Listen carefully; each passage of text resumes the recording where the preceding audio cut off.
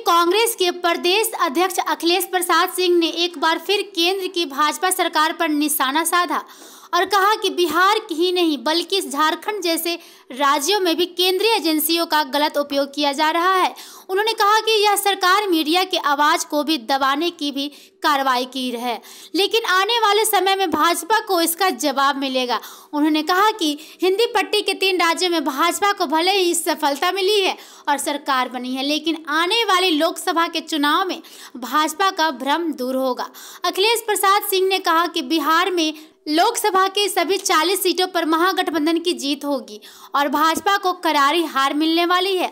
अखिलेश प्रसाद सिंह ने कहा कि मुख्यमंत्री नीतीश कुमार की काबिलियत पर कोई सवाल नहीं है।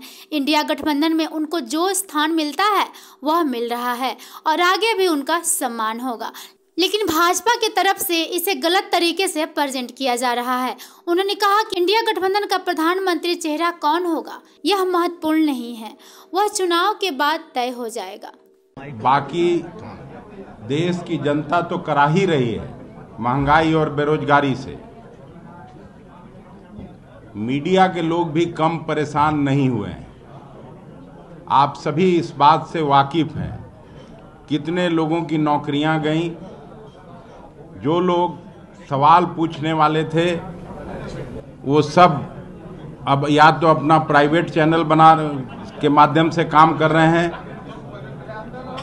या फिर वो बेरोजगार हो गए हैं। जब से मोदी जी ने सत्ता संभाली है तब से न केवल विरोधी पक्ष के नेताओं पर दमन हो रहा है बल्कि मीडिया के भाइयों पर भी ये दमन जारी है। एक एक करके मीडिया के लोगों पर अत्याचार बढ़ता जा रहा है। अभी कल ही न्यूज में देखा कि झारखंड के सीएम हेमंत सोरेन के मीडिया एडवाइजर के घर पर ईडी का छापा पड़ा है और मनोज झा जी का पहले बयान भी था कि लगातार अब ये काम ईडी और सीबीआई का विरोधी पक्ष के नेताओं का आवाज बंद करने के लिए, आवाज दबाने के लिए ये लोग इस तरह का अत्याचार करेंगे। बीजेपी ने मीडिया के बंदियाकरण से शासन की शुरुआत और उसके अत्याचार पर उतारू है। कांग्रेस पार्टी इसकी घोर निंदा करती है।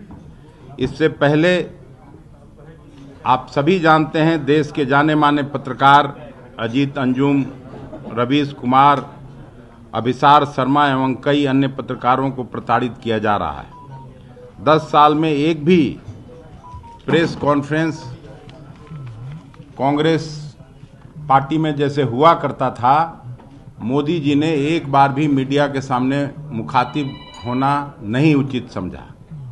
मैं यूपीए सरकार में काम करता था। उस समय जब कभी प्रधानमंत्री मनमोहन सिंह जी विदेश जाते थे, विदेश के दौरे पर जाते थे, तो उनके साथ आपके जैसे कई पत्रकार जहाज में चढ़ के भी उनसे सवाल करते थे। ये होता था। भारतीय जनता पार्टी के लोग कांग्रेस पर आरोप लगाते रहे हैं इमरजेंसी के दौर का, लेकिन मुझे अच्छी तरह से याद है इमरजेंसी के दौर में भी श्रीमती गांधी के मुखालफत कभी कभी पूरा अखबार का जो एडिटोरियल है वो बंद होता था, विरोध में नहीं लिखा जाता था और बाकी अखबार के पन्नों पर इमरजेंसी के बारे में विस्तार से उसके बारे में शिकायत होती थी। लेकिन आज अघोषित इमरजेंसी है। डर से कोई बोल नहीं सकता है, डर से कोई लिख नहीं सकता है। अभी आप लोगों ने देखा होगा जो विगत लोकसभा और राज्यसभा का सत्र समाप्त हुआ, उसी बीच में सिक्योरिटी ब्रीच हुआ। हालांकि वो पहले भी जब स्वर्गीय अटल बिहारी वाजपेयी जी प्रधानमंत्री थे उस समय भी हमला हुआ था। सुरक्षा कर्मियों ने सीढ़ियों पर उनको मार गिराया था। इस बार बीजेपी के एक सांसद के द्वारा इनको रिकमेंडेशन करके और भेजा गया और सीआरपीएफ के लोग दिल्ली पुलिस के लोग उन लोगों को जांच किए बिना जाने दिया और वो लोग सब दीर्घा तक पहुंच गए। देश की सभी विपक्ष की पार्टियां, कांग्रेस सहित 24-25 पार्टियों के लोग केवल चाहते थे कि अमित शाह जी आके गृह मंत्री के रूप में अपना वक्तव्य दें सदन के पटल पर, प्रधानमंत्री जी वक्तव्य दें।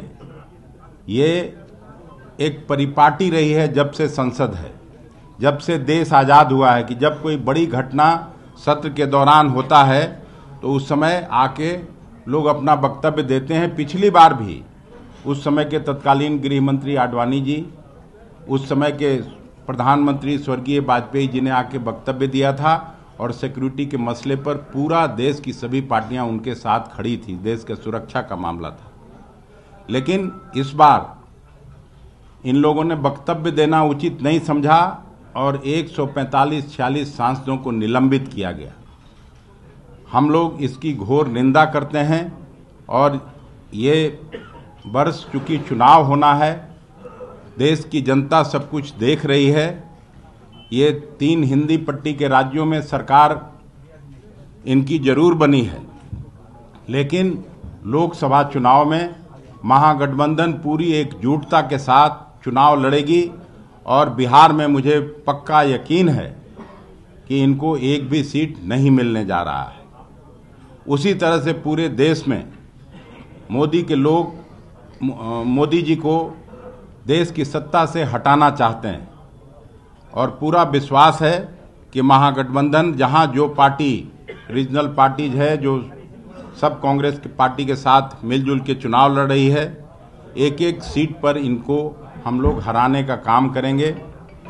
और उम्मीद करता हूं कि ये साल फिर से इस देश के गरीब गुरबों, छात्र, नौजवान, किसान, मजदूरों के लिए अच्छा साल साबित होगा और नई सरकार जो महागठबंधन के नेतृत्व में बनेगा, ऐसी मैं उम्मीद करता हूं। और इस तरह का आशा के साथ आप सबों को आगे भोजन के लिए आह्वान करता हूं, भोजन के लिए निमंत्रण देता हूं। भोजन साल की आप लोगों को शुभकामनाएं और बधाइयां देता हूं। आज शकील साहब की इच्छा थी कि मीडिया के लोगों को बुला के भैया एक दिन खाना खिलाइए, तो मैं बुलाया तो था आप लोग सबको लंच खिलाने के लिए, लेकिन अब इतना लंबा चौड़ा ये है कि कुछ न कुछ बोलना पड़ेगा।